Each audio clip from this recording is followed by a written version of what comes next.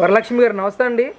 మరి ప్రకాశం బ్యారేజ్ దగ్గర కొట్టుకొచ్చిన పడవలు మీ ప్రాంతానికే పక్కనున్న ఉద్దండరాయనపాలెం ప్రాంతానికి సంబంధించిన నందిగం సురేష్ గారి అనుచరులు అని చెప్పేసి మాట్లాడుతూ ఉన్నారు. అసలు ఏ విధంగా రియాక్ట్ అవుతారు ఈ పడవల విషయం మీద? ఫస్ట్ పడవ వచ్చి కొట్టుకొచ్చినప్పుడు అండి సిమెంట్ స్తంభం పగిలింది, పడవ కొట్టుకొచ్చిందని చెప్పినప్పుడు భయం అనిపించిందండి అందరికీ. అసలే వరదలు మరి ఆ గేట్లు ఎత్తుతారో దాని కిందగా నీళ్లు పోవాలి, ఏమైంది అసలు గేటుకే దెబ్బ తగిలిందేమో ఎట్టారా అనుకొని జనం అసలు గేటు కింద పడిపోతుంది. మరి ఎత్తేవాళ్ళు ఎవరు పైకి? మళ్ళీ జనం అందరూ ఆందోళన పడ్డారు, ఆదుర్దా పడ్డారు. అసలు ఆ జనం అందరూ కూడా రేత్రి ఇవాళ నందిగం సురేష్ పడవ కొట్టుకొచ్చిందని కాదు, సురేష్ చేసే పని ఏంటంటే ఆ రేత్రే బ్యారేజీ అంతా కాపలా కాసుకున్నారు. ఇక్కడ జనం అంతా పోయి వాళ్ళ మీద జనం అంతా పోయి అసలు తెగ్గొడతారు, అమరావతిని ముంచి జగన్ గారి మొహంలో ఆనందం చూడాలి. వీళ్ళు జనం జత్తే మళ్ళీ బతికితే మళ్ళీ వాళ్ళ సావు వాళ్ళు జత్తారు. మేమైతే జగన్ గారి మొహంలో ఆనందం చూడాలని చెప్పేసి తెగ్గొడటానికి కూడా సిద్ధపడతాడు. అట్లాంటి వాడు మన పక్కనే ఉండాడని అందరికీ తెలిసి అందరు రెడీగా ఎవరి కాళ్ళు అక్కడ రెడీగానే నుంచొని కరకట్ట కాడ కాపలా కాసుకున్నారు. ఆ రేత్రి 2 రేతుర్లు కాపలా కాశారు, ఎవరైనా కట్ట తెగ్గొడితే నీళ్ళు వస్తాయని. కానీ మీరు మాత్రం ఇంకో ప్లానుడ్గా ఇది కాదులే మన ప్లాన్ అని చెప్పి అక్కడే పడవల్ని లాంచీలను వదిలేశారు. పోయి ఆ బ్యారేజీ కాడ గేట్లకు అడ్డం పడమని చెప్పి లాంచీలను వదిలిపెట్టారు.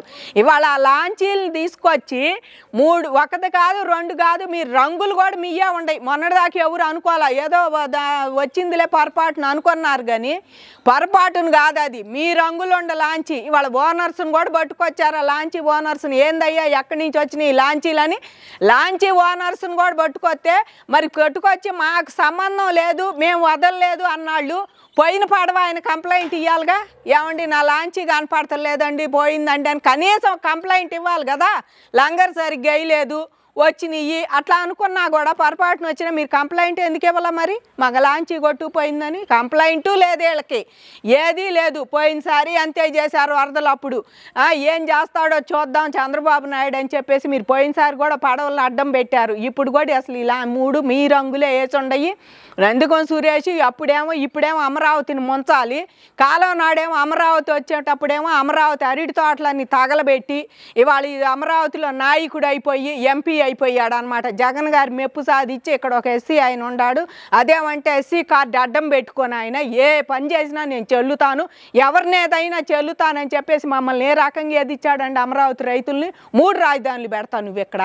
నీ పక్కనుండే గురునాథం ఇప్పుడు ఆ 3 రాజధానుల శిబిరం నడిపిన ఆయనే వాళ్ళు బయటకు వచ్చి నీ మీద ఎట్ట మాట్లాడుతున్నాడో నువ్వు ఒక్కసారి చూసుకో. ఏమైనా మాట్లాడుతున్నాడో నీ సంగతి ఏంటో నీ ఇచ్చాన్ని. అసలు నీకు ఒక కోర్టు ఉంది ఉద్దండపాలెంలో, నీ ఇంట్లోనే ఒక కోర్టు ఉందని చెబుతున్నాడు. ఎవరు చేసిన సాయంత్రానికి ఆ కోర్టు రావాలి, పనిష్మెంట్ ఇవ్వాలి, ఇది ఆయన పని అని చెప్పి చెబుతున్నాడు. మరి మాకేమీ లేదు, మమ్మల్ని చూసి అసూయపడి కక్ష సాధింపు చర్యగా చేస్తున్నారు అంటున్నారు. కక్ష సాధింపు చర్యగా నిన్ను అరెస్ట్ చేయాల్సిన పని ఏమి లేదయ్యా. కక్ష సాధింపు చర్య ఏదీ లేదు.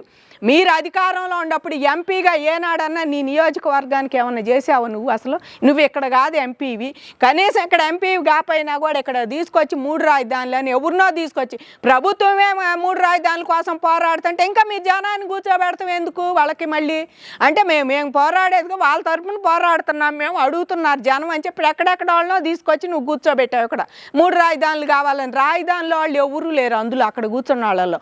అట్లా తీసుకొచ్చి పెట్టి అమరావతి రైతులను ఆ రకంగా ఆగమాగం చేసి మా ఏడుపు మా ఉసురు కొట్టుకున్నారు. మీరైతే నిజంగా మాట్లాడాలంటే అక్కడ కూర్చొని ఏడ్చేసి పక్క నుండి నువ్వు స్థానికంగా ఉండి నీ పొలాలు పూలింగ్ కిత్త నువ్వు ఎంత సంపాదించావో, నువ్వు ఎంత రైతువో, నువ్వు ఎంత సంపాదించావు వాళ్ళ ఆంధ్రప్రదేశ్ మొత్తం తెలిసింది. నువ్వు ఇవాళ నువ్వు ఏదో గొప్పగా నేను ఏం సంపాదించలేదు నేను చదువుతుంది వాళ్ళ మిసెస్ అంట, ఆవిడ చదువుతుంది సాక్షి ఛానల్లో, మేమేం సంపాదించలేదు, మాకేమీ లేదు, మేము విలాసంగా బతకట్లేదు.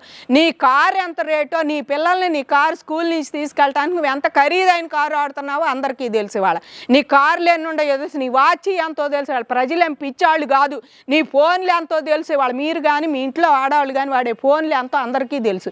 మరి వాళ్ళు ఇక్కడ 100 ఎకరాల రైతుకు కూడా లేదు ఆ ఫోన్లు కానీ ఆ కార్లు కానీ. వాళ్ళు ఇక్కడ అమరావతిలో ఉండారు మినీ అంబానీలు, అమరావతి అయ్యాక 50 ఎకరాలు ఇచ్చిన వాళ్ళు కూడా ఉండారు. ఇవాళ వాళ్ళకి లేదు ఇది. మరి నీకెందుకో ఎట్లా వచ్చింది ఇదంతా? చంద్రబాబు నాయుడు గారు కూడా ఎంచుతుంది ఆవిడ 2 ఎకరాల వాళ్ళు నువ్వు ఎట్టొచ్చావయ్యా నువ్వు అని. 2 ఎకరాలు చంద్రబాబు నాయుడు గారు రాజకీయ నాయకుడిగా రాజకీయ లీడర్గా ఆయనకి లీడర్ లక్షణాలు ఉండయని రామారావు గారు పిల్లనిచ్చారు. సంపాదించిన స్త్రీధనం తెచ్చుకుంది, దాన్ని బట్టి డెవలప్ చేసుకున్నారు, పిల్లలు డెవలప్ అవ్వాలని చెప్పేసి దాని మీద ఆయన బిజినెస్లు అవి పెట్టుకున్నారు, కలిసి వచ్చింది. ఆమె చదువుకుంది కాబట్టి ఆమె నడిపించుకుంది. కాబట్టి నీకు ఎంత వచ్చింది, నీకు 2 ఎకరాలు ఉంది, నువ్వే రకంగా ముఖ్యమంత్రి, ఇవన్నీ ఆమెకు అవసరమా? ఆయన అరెస్ట్ చేశారు, దాని మీద చెప్పుకో, నువ్వు ఎవరైనా నీకు మీ ఆయన చేశారు కాబట్టి నువ్వు చెప్పాలి. కానీ ఆవిడ కూడా ఇలా మాట్లాడుతుందంటే మాకు అసలు ఆశ్చర్యంగా ఉంది. ఎందుకంటే అదేమంటే మేము ఎస్సీలు, మమ్మల్ని ఏ ఎస్సీ కూడా ఇంతవరకు ఒక్కళ్ళు కూడా బయటకు వచ్చి ఆయన అరెస్ట్ చేయడం తప్పు అన్నవాళ్ళు లేరండి ఇంతవరకు. ఆయన ఏదో నేను ఎస్సీని అరెస్ట్ చేసి ఎస్సీలు అందరూ వస్తారు చూడండి మీ గతి ఏమవుతుంది ఆమె కూడా మాట్లాడుతుంది అట్లా. కానీ నువ్వు మాట్లాడావు కానీ ఇంతవరకు ఎవ్వరూ వచ్చి నందిగం సురేష్ తరపున ఇంతవరకు ఒక్క మొక్క మాట్లాడిన వాళ్ళు లేరు. వచ్చి ఆయన అరెస్ట్ చేయడం తప్పు అని కానీ ఎందుకు చేశారు అన్నవాళ్ళు లేరు ఇవాళ. అంటే వరలక్ష్మి గారు ఇక్కడ పడవలు వదలడం వెనక ఏమైనా కుట్రకోణం దాగి ఉందంటారా ఏంటి అసలు? మరి దాగి ఉండబట్టే కదా మీ కుట్ర కోణాలు ఎవరూ తెలియవు. వీళ్ళు ఎప్పుడు ఇదే పని వీళ్ళకి, పడవలు వదలటం కాదని చెప్పాను కదా, అది తెగ్గొట్టాలని చూశారు నది కరకట్ట, అది తెగ్గొడతాని జనం కాపలాలు కాసి అసలు అమరావతి మొత్తం ఆడే నుంచున్నారు రేత్రి తెల్లార్లు.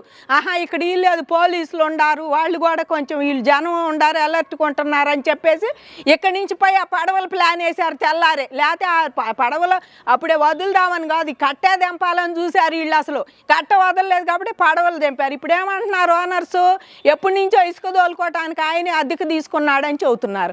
మరి అద్దెకు తీసుకున్న ఆయన కంప్లైంట్ ఇవ్వాలి కదా, పడవలు పోయినాయి అని. ఆయన వచ్చి నా పడవలు పోయినాయి అండి మేము అద్దె తీసుకున్నాయని మీరు ఎందుకు కంప్లైంట్ ఇవ్వలా?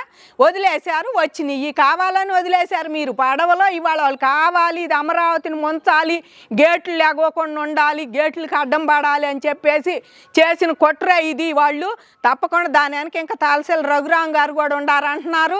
మరి ఆయన ఈయన ఇద్దరు ఆ పడవ ఓనర్స్తో మంచిగా ఫోటోలు దిగినాయి, ఫోటోలు కూడా వైరల్ అవుతున్నాయి. ఇవాళ మీరు ఎంత చేస్తున్నా సరే మీ అధినాయకుడి మొహంలో కళలో మీ పాడి చూస్తారు, మీ పచ్చిబద్దలు చూస్తారు, మీ దినం చేయ. ఆడిపోయి బెంగళూరులో చచ్చాడు వాళ్ళకి వచ్చాడు ఒకరోజు తూతూ మంత్రంగా జనాన్ని చూసి ఆడిపోయి శుభ్రంగా బెంగళూరులో హాయిగా పడుకున్నాడు ప్యాలెస్లో ఎంజాయ్ చేస్తా, మీ టీవీలు చూసుకుంటా అవి చూసుకుంటా. మీరు మాత్రం ఇక్కడ కూర్చొని మీరు చేస్తున్నారు. ఇక్కడ అంత అవసరం లేదయ్యా మీకు, మీ నాయకుడే లేడు. ఇవాళ 11 సీట్లు వచ్చిన తర్వాత మీ నాయకుడే పక్క పోతే అడు బాదాం ఇడు బాదాం అని ఉండాళ్ళు ఎదురు చూస్తున్నారు పక్క పార్టీలో దేంటో బాదాం మనకి ఏది బాగుంటుందా అని. ఈ నలుగురు కూడా ఈ ఎమ్మెల్సీ స్థానంలో ఉండాలకే పుట్టింది గుణం కూడా. వాళ్ళు ఇంకా ఏం చేస్తారు, మీరు శాసనమండలి ఏమీ చేయలేరు, మీరు రాజ్యసభ అయిపోతుంది, అక్కడ రాజ్యసభ ఖాళీ అయిపోతుంది. రేపు నీ శాసనమండలి కూడా అదే తీరుకొస్తుంది. కాబట్టి ఇప్పటికైనా మీరు ఈ కుట్రలు చేయటం మానుకోండి. అమరావతి మునిగిపోయిందని, అమరావతిని ముంచాలనే వాళ్ళు జగన్ ఎప్పుడో చెప్పాడు అమరావతి వద్దని మునిగిపోద్దని. అందుకే అమరావతి వద్దు విశాఖపట్నం పోదు. విశాఖపట్నానికి వరదలు రాలేదా? విశాఖపట్నానికి కుదురు తుఫాను వచ్చినప్పుడు ఎంత విశాఖపట్నం ఎట్టయిపోయింది. చంద్రబాబు నాయుడు గారు దగ్గర ఉండి ఎత్త చేశాడు. అట్టాగే ఒక నెలలో 2 నెలల్లో దీన్ని కూడా శుభ్రంగా మళ్ళీ పాత విజయవాడ అందరూ చూస్తారు. ఇవాళ దానికేమి ఇబ్బంది లేదు, జనానికి రావాల్సిన అది బాబు గారు ఉండబట్టి ఇవాళ దాతలు ముందుకు వచ్చారు. నిజంగా అదే జగన్మోహన్ రెడ్డికి ఇస్తే వాయిని వాడుకుంటాడనేది మాత్రం స్పష్టంగా చెబుతున్నారు ఎవరైనా. జగన్ ఉంటే మేము ఇచ్చేవాళ్ళం కాదమ్మా, జనం మీద ప్రేమ ఉండా కూడా మేమైతే ఈ పనులు చేసేవాళ్ళం కాదు. ఇవాళ బాబు గారు ఉండబట్టే ఎక్కడెక్కడి నుంచో వచ్చి కోట్ల రూపాయలు లక్షల రూపాయలు వాళ్ళు చెక్కులు ఇస్తున్నారు ఈ వరద బాధితులకు అందించమని చెప్పేసి. మరి ఆహార పదార్థాలు కానీ ఫుడ్ కానీ ఎంత అందిస్తున్నారండి దాతలు వచ్చి. కాబట్టి వాళ్ళు నందిగం సురేష్ చేసిన కుట్ర, మా అమరావతిని చేసిన ఆగం అంతా ఇంత కాదు. ఇవాళ నిజంగా మా అమరావతి రైతులు ఉసురు కూడా తగిలి దోళ్ళకి ఈ రకంగా చేసి ఎవడి కళ్ళల్లో ఆనందం చూడటానికి మీ పాళ్ళు కట్టుకొని అవసరంలా. మీరు చక్కగుండి ఇప్పటికై నువ్వు చేస్తే నిన్ను అభిమానించే వాళ్ళు ఉండేవాళ్ళు. నువ్వు ఎక్కడ ఉండే, నువ్వు ఇంకా మాకు ఎన్నుపోటు పడిచి అమరావతిలో ఉండి అమరావతిలో చేస్తాను, అమరావతి ఫలాలు అందుకుంటానే ఎన్నుపోటు రైతులకు పడిచావు, ప్రభుత్వానికి పడిచావు. ఇప్పుడు నువ్వు ఏ రకంగా అరెస్ట్ అయ్యావో, నువ్వు ఏ కేసులో ఉండావో ఆ కేసులు ఈ కేసులు అన్నీ నువ్వు అరెస్ట్ అయ్యి నువ్వు ఎంత సామ్రాజ్యం చేసావో వద్దండపాలెం అందరికీ తెలుసు. ఇవాళ నువ్వు కొత్తగా చెప్పక్కర్లా. మా మీద మాకు అనుభవం వద్దండపాలెంలో మేము ఇంటింటికి పోయి అమరావతి ఉద్యమాన్ని రమ్మని చవటానికి పోతే మా ఇళ్ల మీద రాళ్ళు వేశారని 3 రాజధానులు జనాన్ని పంపించి మా మీద SC ST కేసు పెట్టించాడు. అంతటి గనుడు ఈయన. మేము శిబిరంలో ఉండే ఉద్దండపాలెం శిబిరంలో వాళ్ళ మీద రాళ్ళు వేపించాడు. ఇక్కడ శిబిరం ఇక్కడ 3 రాజధానులు వాళ్ళని కూర్చున్న వాళ్ళు వచ్చేసారు మా మీద రాళ్ళు వేసి 3 రాజధానులు వాళ్ళు వచ్చేసింది కాక మా ఇంటి మీద రాళ్ళు వేశారు ఈ రాజధాని రైతులు అని చెప్పి. నీ ఇంటి CC కెమెరాలు లేవా? నీ ఇంటికి ఎంత లెక్క, నువ్వు ఎంత లెక్క పెట్టుకున్నావు మరి నీ సెక్యూరిటీ వాళ్ళని? వాళ్ళు ఊరుకుంటారు రాళ్ళు వేస్తే. కాబట్టి వాళ్ళు అన్ని అబద్ధాలు చెప్పి రైతుల మీద కూడా వాళ్ళ ఉద్దండపాలెంలో ఆడాలని మగాళ్ళని ఏ రకంగా ఏడిపించావు నువ్వు శిబిరానికి వెళ్ళే వాళ్ళని అందరూ తెలుసు ఇవాళ. కాబట్టి నందిగం సురేష్ చేసిన కుట్ర ఇది. ఇంకా వీళ్ళందరూ తలసల రఘురాం గారి పేరు కూడా వినపడుతుంది. వీళ్ళందరూ కలిసి ఏమి చేసుకోకలు మీ పాళ్ళు కట్టుకొని మీ శిక్షలు మీరు పడతారని మేము వీళ్ళకి శిక్షలు మామూలుగా వేయకూడదని కోరుకుంటున్నాం మేమైతే.